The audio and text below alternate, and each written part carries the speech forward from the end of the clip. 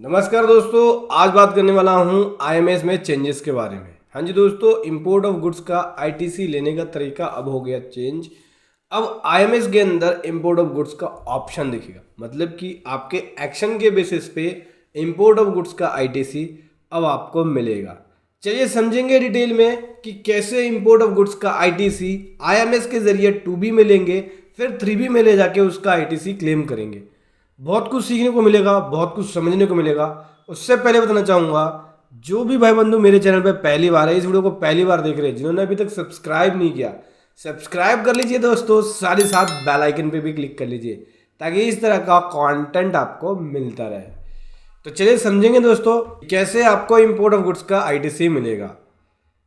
पहले एक बार एडवाइजरी को, इस एडवाइजरी के जरिए समझेंगे जो जीएसटीएन ने एडवाइजरी दी है, और इसमें बताया है कि आईएमएस के अंदर एक नया ऑप्शन आपको देखने को मिलेगा, एक नया सेक्शन इंपोर्ट ऑफ गुड्स का देखने को मिलेगा। चलिए समझते हैं। तो बोल रहे हैं कि देखो, टैक्स पेयर के सहूलियत के लिए यहाँ पे एक नया सेक्शन इंपोर्ट ऑफ गुड्स का नया सेक्शन इंट्रोड्यूस किया गया है आईएमएस में।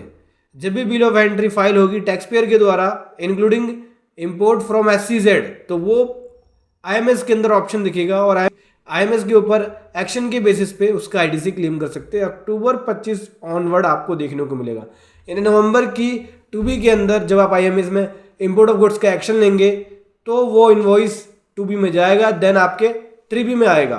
तो यहाँ बोल रहे हैं कि रिसिपेंट के एक्शन के बेसिस पे बिल ऑफ एंट्री फाइल होगी और उनके एक्शन के बेसिस पे 2B जनरेट होगा। लेकिन यहाँ बोल रहे हैं कि अगर रिसिपेंट यानी जिसके आईएमएस में इंपोर्ट ऑफ गुड्स का आईटीसी आ गया, उसने कोई भी एक्शन नहीं लिया, तो वो डीम्ड एक्सेप्ट मान ली जाएगी और ऑटोमेटिकली 2B में चली जाएगी। अगर आप बिल ऑफ एंट्री पे एक्शन नहीं लेते तो ऑटोमेटिक ये मान लिया जाएगा भाई एक्सेप्ट कर लिया गया है। और अगर आप एक्शन लेते हो तो बिल ऑफ एंट्री को पेंडिंग छोड़ सकते हो या एक्सेप्ट कर सकते हो। दो ऑप्शन होंगे, पेंडिंग या और एक्सेप्ट। ठीक है, अपने रिकॉर्ड के बेसिस पे अपने अकॉर्डिंग सबकी अलग अलग सिचुएशन होगी।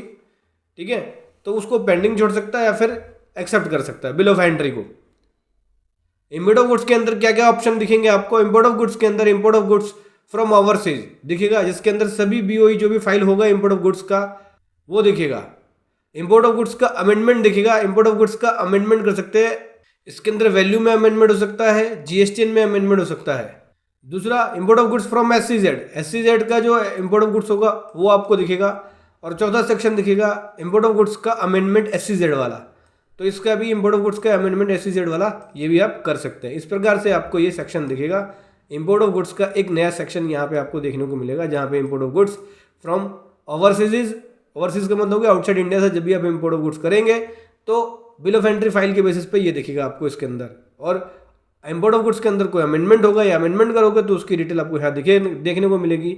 या फिर import of goods from SCZ जो रहेगा, एससीजेड से इंपोर्ट ऑफ गुड्स करेंगे तो उसकी डिटेल, या फिर इससे कोई अमेंडमेंट है तो उसकी डिटेल आपको यहाँ पे देखने को मिलेगी। एक्शन के बेसिस पे यहाँ पे दो एक्शन है, तो एक्सेप्ट करोगे या पेंडिंग छोड़ोगे। रिजेक्ट वाला ऑप्शन नहीं है इसके अंदर, पेंडिंग या एक्सेप्ट। एक्सेप्ट करते हो तो इस वाले कॉलम में आ जाएगा, पेंडिंग छोड़ोगे तो इस वाले कॉलम में आ जाएगा। फिर कंप्यूट 2B पे क्लिक करके 2B कंप्यूट कर लोगे तो ऑटोमेटिक वो 2B में पहुंच जाएगा और 2B के जरिए 3B में आपके पास आ जाएगा। यहाँ बोलते हैं कि कैसे आप हैंडल करोगे जीएसटी चेंजेस को बिल ऑफ एंट्री के अंदर। देखो, at present bill of entry का जो अमेंडमेंट का प्रोसेस है वो है जीएसटी सिस्टम में अवेलेबल, लेकिन अब इसका आईएमएस के थ्रू होगा हैंडल। ठीक है, जैसा कि आप सभी जानते हैं जीएसटी एक सेल्फ बेसिस टैक्स है। टैक्स पेयर को अपनी आईटीसी को खुद से ही कैलकुलेट करना होता है और उसके अकॉर्डिंग उसके एक्शन के बेसिस पे जो भी आप आईएमएस में एक्शन लोगे 2B में जाएगा और फिर आप आईटीसी क्लेम कर सकते हो। ऐसे में बिल ऑफ एंट्री के अंदर जो चेंजेस वाला ऑप्शन है कि भाई आप जीएसटी नंबर चेंज कर सकते हो, अमेंडमेंट कर सकते हो। तो जो पुराने वाले जीएसटी नंबर होंगे जिस पे बिल ऑफ एंट्री फाइल किया होगा तो उसने वो बिल ऑफ एंट्री के बेसिस पे आईटीसी ले लिया होगा। अब ऐसे टैक्स पेयर को जिसने पहले वाला जीएसटी नंबर था उसने आईटीसी क्लेम कर लिया, अब उसको आईटीसी रिवर्स करने की रिक्वायरमेंट पड़ेगी अपनी 3B के अंदर। तो ऐसे में जैसे ही अमेंडमेंट होगा उसका इफेक्ट आईएमएस के थ्रू 2B में जाएगा और 2B के थ्रू 3B में जाएगा कि जो आईटीसी आपने इंपोर्ट ऑफ गुड्स का बिल ऑफ एंट्री के बेसिस पे इस वाले जीएसटी नंबर पे लिया है, ये अमेंड करके चेंज कर दिया गया है। अब नया वाला जीएसटी नंबर है, इसके बेसिस पे आपको इनपुट क्रेडिट लेना है।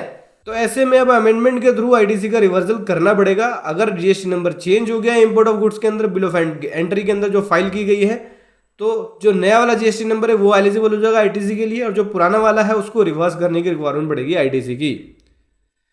तो रिवर्सल कैसे होगा, यहाँ पे एक सिनेरियो के अंदर रिवर्सल के बारे में बताया गया है। देखो तो बोल रहा है कि देखो भाई कैसे रिवर्सल करना पड़ेगा। रिवर्सल करने के लिए अमेंडमेंट टाइप के अंदर जब आप अमेंडमेंट में जाएंगे तो इस प्रकार से ऑप्शन दिखिएगा, 3-4 क्वेश्चन पूछा जाएगा। यहाँ पे यस का मतलब होगा कि मैं आईटीसी पूरा रिवर्स नहीं कर रहा या पार्टली रिवर्स कर रहा हूँ, या मैं आईटीसी रिवर्स नहीं कर रहा, क्योंकि पिछले वाले ने आईटीसी क्लेम नहीं किया और नए वाला क्लेम कर रहा है।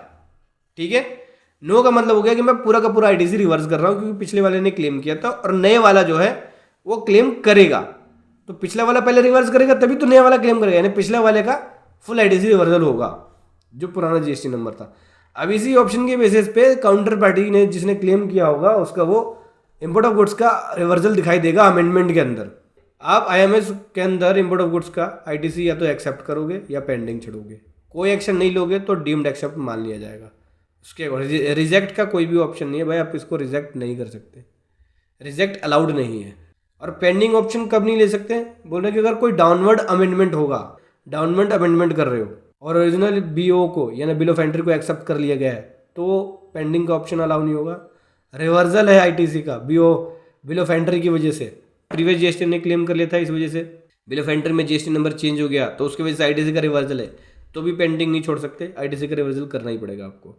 तो जो इंपोर्ट ऑफ गुड्स का आईटीसी जो आ रहा है ना 2B के अंदर, पहले 2A में आ रहा था तो 2A में भी कंटिन्यू रहेगा। 2A में भी आप इंपोर्ट ऑफ गुड्स का आईटीसी देख सकते हो, ऐसा नहीं कि 2A से हट जाएगा, 2A में भी दिखेगा इंपोर्ट ऑफ गुड्स का आईटीसी।